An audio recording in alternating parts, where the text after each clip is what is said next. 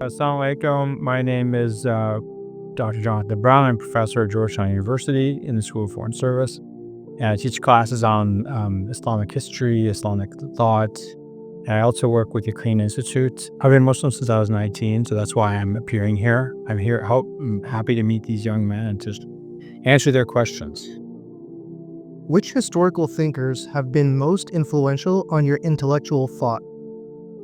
I don't know if it was exactly because of his books, but certainly I just remember that having a big impact on me was the book, The Road to Mecca by Muhammad Asad, rahimahullah, the kind of Austrian Jewish convert to Islam, died in 1992. That book really had a big impact on me and his translation of the Quran, the message of the Quran. So I guess Muhammad Asad would be one person. When I was in grad school, Dr. Omar Farouk Abdullah used to come to the library. And one time I saw him in the library and I was, a young man. And I asked him, if you have any advice for me. And he said, read the books of Muhammad Abu Zahra. He's a famous Egyptian sheikh. He died in 1974. So Muhammad Abu Zahra has a book on each of the imams, Imam Shafi'i, Imam Malik, Ahmad ibn Hanbal, Abu Hanifa, Ibn Taymiyyah, Imam Zayd ibn Ali, Ibn Hazm. So I read all these books and he really had a big impact on me because he would look at all these figures who they had their own methodologies.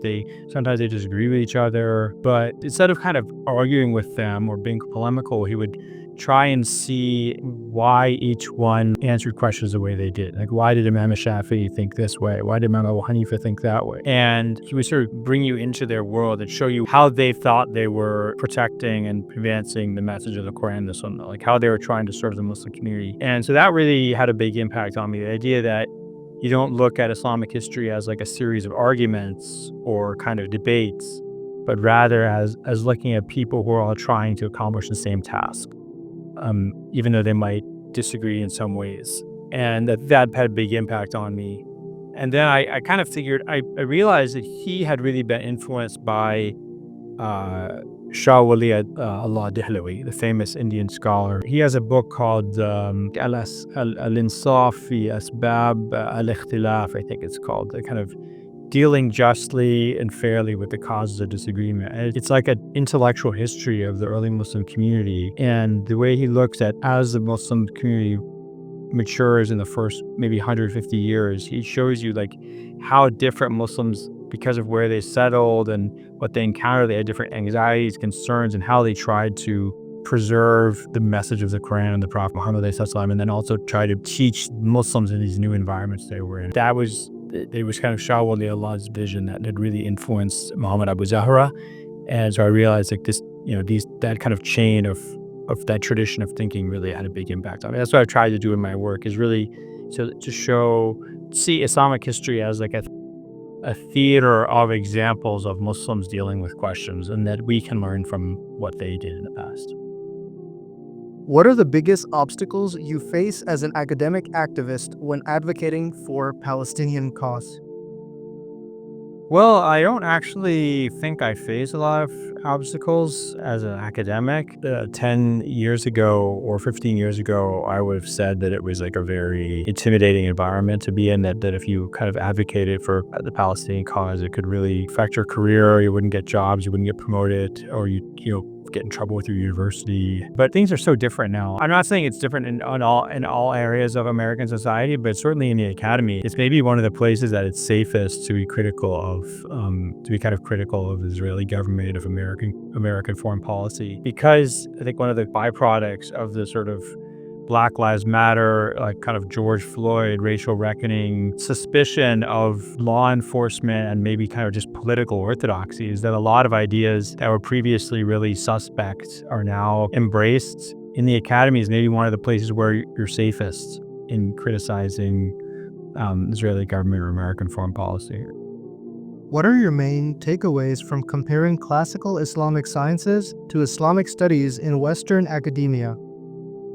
It's tough because, look, I'm in Islamic studies in the West, and I respect a lot of professors in my field. When I was in grad school and I went to Egypt to study, and I really encountered like top ulama, like really top scholars and ulama in Azhar, I realized these were the people that I wanted to be like, because they combined complete just encyclopedic knowledge of their tradition with memorization of almost everything, but also real critical thinking. And I realized that one of the problems with the Western study of Islam is that a lot of Western scholars just did not have the knowledge base that a lot of Muslim scholars did. And they thought that they had this sort of critical worldview which made them superior to Muslim scholars. But I realized that, one, a lot of Muslim scholars are also very critical. And two, it doesn't really matter if you're critical if you don't really have a complete grasp of the material that you're studying. And so I realized that one of the weaknesses of the kind of Western study of Islam is that it was people didn't really like immerse themselves completely in the Islamic tradition. For example, knowing the entire Quran. Like if you don't know at least a large chunk of the Quran, it's very hard to recognize like when you're coming across Quranic language, or if you don't know Hadiths, like when you come across Hadith. So I realized that there was just not as much knowledge, not as much ilm in the Western study of Islam as there was in the Muslim study of our own tradition. Why does studying had punishments matter in the modern era when we have no Islamic caliphate? I mean, studying hudud is very important because, Muslims are constantly confronted with this. If you ask people about Islam, and Islam, like some random person, they'll probably just talk about getting stoning and your hand getting chopped off. Like, so you have to understand why this is part of our tradition, what it means, how it works. If you're interested, you should read my article, Stoning and Hand Cutting, which you can find on YaqeenInstitute.org. So I would read that. It's too much to explain in an interview like this. What is your biggest criticism of the Western method of critiquing Hadith? My biggest criticism of the Western method of critiquing the Hadith tradition is that it's so suspicious. And its suspicion is based on specific, like modern Western ideas of what should and shouldn't be the case. I mean, it's interesting. Like the Prophet, he obviously said something during his 23 years of being a prophet. Like he must have said something, right? So if you're going to reject some claim about something he allegedly said, that you have to have some reason for that, right? Those reasons are always based on kind of Western suspicions of how people act and religious traditions. For example, the hadith of Aisha being married when she was 9 years old. Nobody was suspicious of this in history, not just Islamic history. Muslims weren't suspicious about this. Non-Muslim critics weren't suspicious about this. People who were like trying to find reasons to insult the Prophet in the medieval Middle East, medieval Europe, even in the 1800s, Western scholars even weren't suspicious about this. Whereas suddenly in like the 20th century, people get suspicious about this because marriage ages change and norms change in our own society. Now you see Western scholars say, oh, we think this hadith of Aisha's marriage age is made up. The evidence didn't change, just their own suspicion changed. And so I think that's one of the things that I've always found to be very frustrating, is that it's sort of the Western study of Hadith treats the beginning, the origins of Islam and the life of the Prophet as having to fit what modern Western people think the world is supposed to look like, which is not what everybody in the world thinks the world should look like, not today and not in the past. So I think there's a bit of sort of solipsistic and self-involved. What excites you most about the future of Yaqeen Institute? I mean, I hope that it grows and that it's able to meet the needs of the Muslim community. I mean, it's just so important for Muslims to build institutions. It kind of grows and gets endowment and is able to employ scholars. I mean, there's all these great Muslim scholars in the US, for example, or in the UK. There's just amazing Muslim scholars who have so much knowledge, and they can work as imams in mosques, but then they just end up kind of dealing with marriage disputes and stuff like that. Not that there's anything wrong with that, but I mean, the point is like we need to have places like that are essentially like madrasas. How do you navigate coalition building in academia, activism, and Georgetown University for causes deeply rooted in the Ummah, when many individuals and institutions do not share the same Islamic paradigm as we do? I mean, I think it depends what you're trying to, what cause it or what kind of issue you're engaged in. So I think one of the things that has to be accepted, and this is hard to accept because people don't usually like it, especially sort of current mode of activist thinking, it tends to be pretty absolutist. It's very hard for people to sort of work with somebody that they disagree with on certain, like, if let's say if somebody praised this person or went to that conference or has this position on that, I can't have anything to do with it. I mean, you really run out of potential allies extremely quickly. So I think we need to be a lot more flexible and just sort of a lot more realistic about the fact that when you ally with someone, it means that you don't agree with everything that they do or that they say, but you agree with certain things for a certain purpose. So let's say religious freedom, freedom of religious practice, freedom of speech, things like on issues of gender and sexuality, like Muslims ally with groups that are, more conservative, like other religious groups, Christian, Jewish groups, and things like that. But on issues like Israel-Palestine, for example, we might ally with and work with a lot of groups that are much more kind of social justice oriented or kind of leftist or something, a different kind of decolonialist or something. So and maybe some Jewish groups or Christian groups would get really annoyed at us and not agree with us.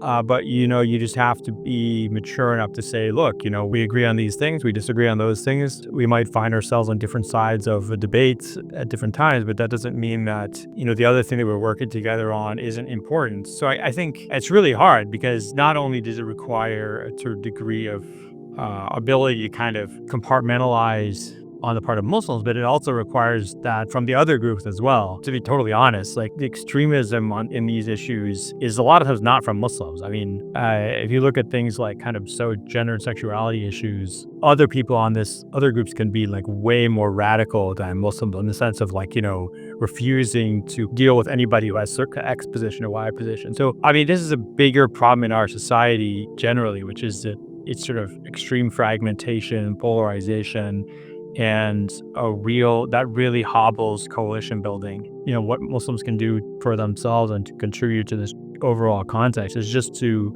really try and advocate for ability to put things in perspective. Where I found a lot of inspiration on this actually is there's this, Hadith in Sahih Bukhari where during one of the civil wars in the times of the companions, and there's some companions go and visit some others and they're on the opposite side of the civil war.